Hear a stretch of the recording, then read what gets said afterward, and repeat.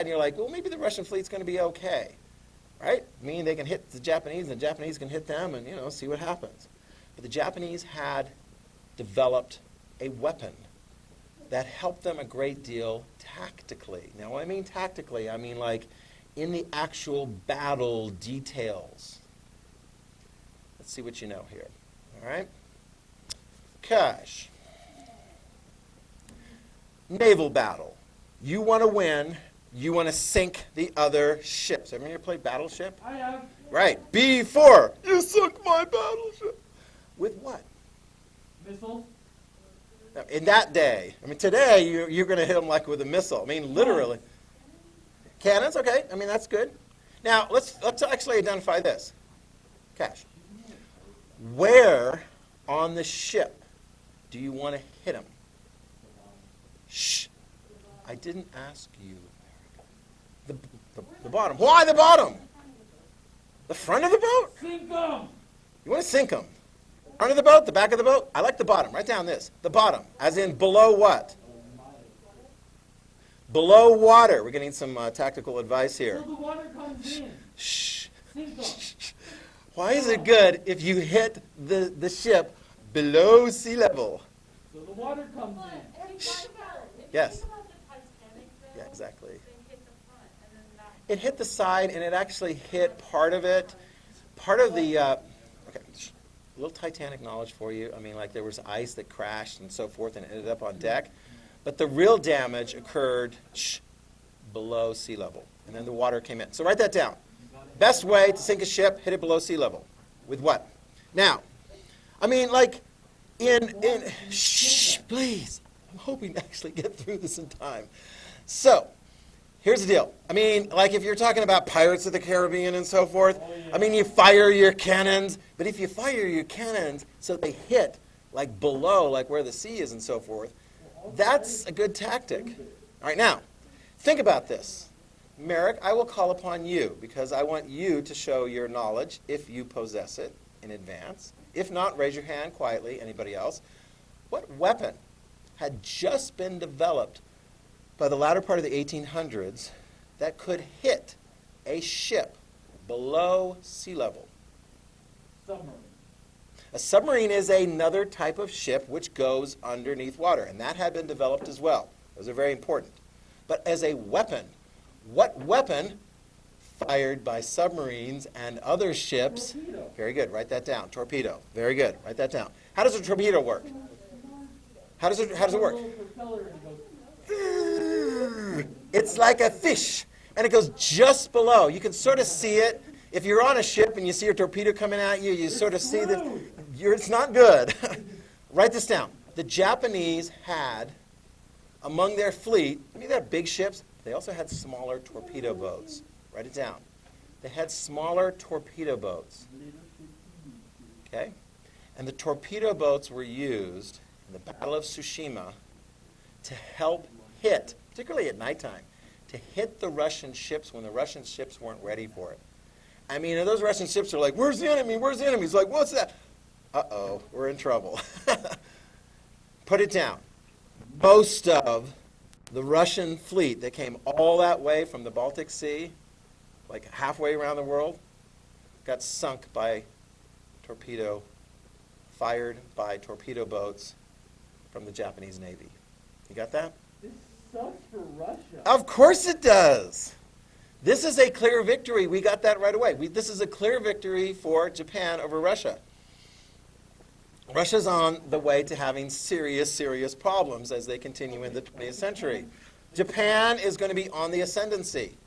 Okay, just as far as like a tactical military thing, if you're the United States of America and you've got your big Navy sitting in Pearl Harbor and you're like, those torpedo boats aren't going to get us if Japan tries to attack us. We'll just block the harbor. And in fact, on December 7th, 1941, when Japan attacked, they did try to get submarines in. And those submarines could have fired some torpedoes. But in fact, raise your hand if you know, what were the weapons, or actually what were the military craft that were used by the Japanese to hit Pearl Harbor? It was aircraft. Aircraft taking off from aircraft carriers in the Pacific. And those airplanes flew over it. Kim, what kind of weapons did those airplanes have in order to hit the American Navy ships that were lined up in Pearl Harbor. There were bombs that were dropped straight, and sometimes they hit the target directly, sometimes they missed. There was one that hit Arizona, boom, and it actually hit an ordnance area, like where they had a lot of explosives, blew the whole ship apart. It was nasty. But there was another kind of weapon. Yeah. Gun. Yes. You don't know about Pearl Harbor? It was the place that Japan attacked us to begin World War II between the United States and Japan. I mean, it's cool. We're actually going to get to it as part of later in this unit. We're going to get to it. It was, and it still is, one of the most important naval bases for the United States military. And I'll give you a kind of a clue. Like right here on the map, it's about halfway between the United States and Asia. So it's a very important location. I'll tell you, some of you guys didn't know this, okay? And actually, the United States didn't quite figure this out. Japan had developed a way to take airplanes, not only load them with bombs, but some of the airplanes had torpedoes, which is really clever advance. You fly the airplane in low, drop the torpedo,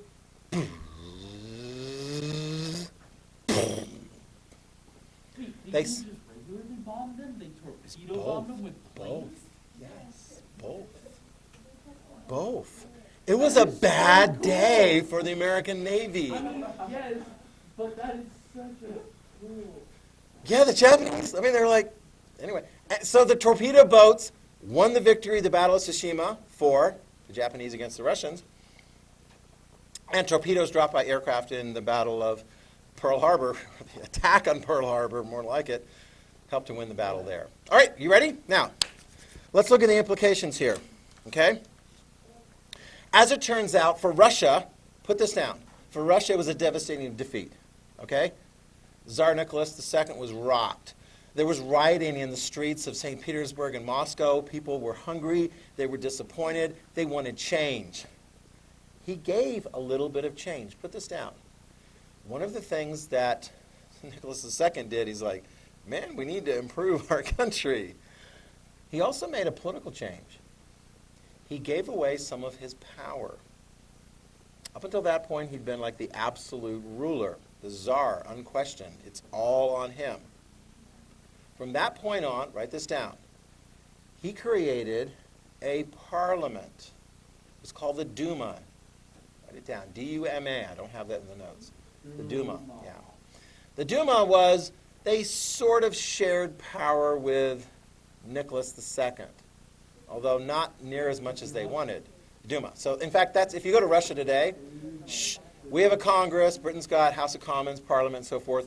Russia's got a Duma. It's an elected representative assembly. Okay?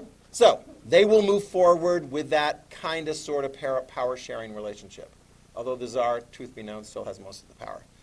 But they're licking their wounds and trying to figure out something. Wait, does Russia have a president? No, but if you go to Russia today and you're like, who's in charge? President Putin. The Duma is not as powerful as President Putin. Okay? Now, in Japan, they're like, whoa, Japan. We got the emperor, we got the military, write it down. They're confident. They're looking around and going, Russia's not a problem anymore. Shh. Russia's not a problem anymore. We can handle those other Europeans.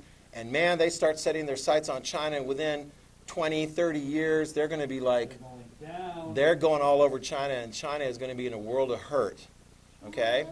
And who is going to stop Japan in East Asia and the Pacific? China, No. Japan. I'll give you a clue. It's one country that's kind of like, we don't know what you're doing, and we might do something about it, but if you attack us first, we'll definitely be all over you. It was the United States of America. Yeah. So we're giving you a little bit of a hint of where things are coming up to. Okay? Now, as it turns out, it's very interesting because there is a peace agreement reached. Write it down. The peace agreement to end the Russo-Japanese War is called the Treaty of Portsmouth. And you can go to Portsmouth and not even leave the United States of America. It's located in New Hampshire. It's on the East Coast.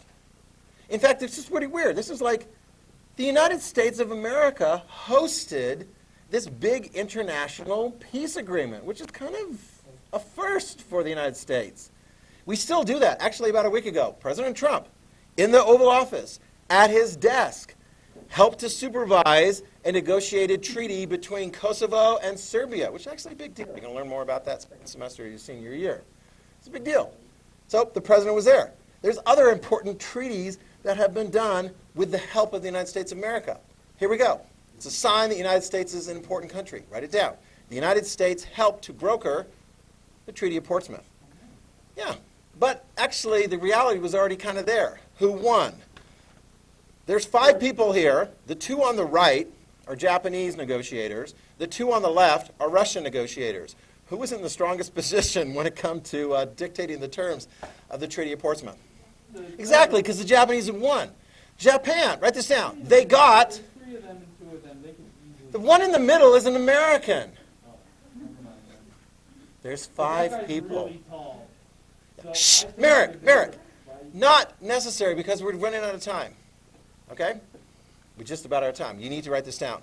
The one in the middle is President Theodore Roosevelt. He helped to broker the treaty. He got a Nobel Peace Prize as a result of it. Yes. Okay. Japan got Russia out of the way. Japan got Sakhalin Island. Japan got the access to Manchuria. Japan won. Kind of unfair. Okay? That's what happens in war. Winners get stuff, losers Yeah, no. don't get as much. The only thing the losers get is that the war is over.